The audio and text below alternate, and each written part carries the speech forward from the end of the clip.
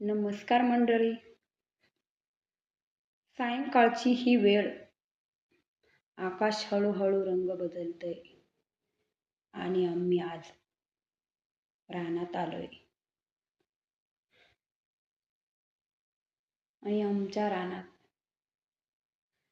आता मी पेरू तोडतीये.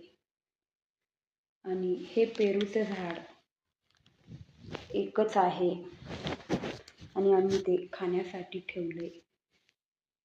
तर एक छोटासा पेरू आहे आणि पेरू मला आवडतो म्हणून मी तो पेरू उंच उडी मारून तोडतीये.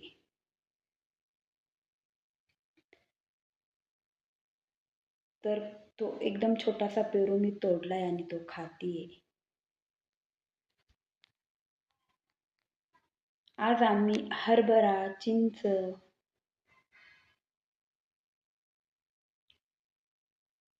आणि बोरं, ते पण गावठी, आणि मका सगळं मिळून जमा केलंय.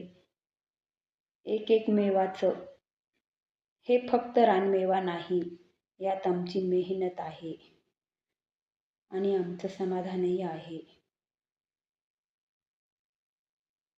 हातांनी हरभरा उचलताना, चिंच तोडताना,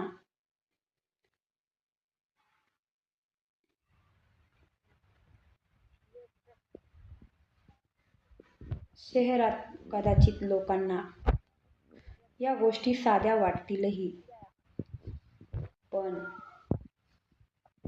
आमच्यासाठी हाच आमचा खरा ठेवा आहे. मकेचा हसण्याचा आवाज आणि निसर्ग जे देतो ते प्रेमाने स्वीकारायचं आणि मेहनतीची किंमत मनात जपायची. सायंकाळचे 6 वाजले. आता 6 वाजले. दिवस संपतोय, पण आठवणी मनात राहतात.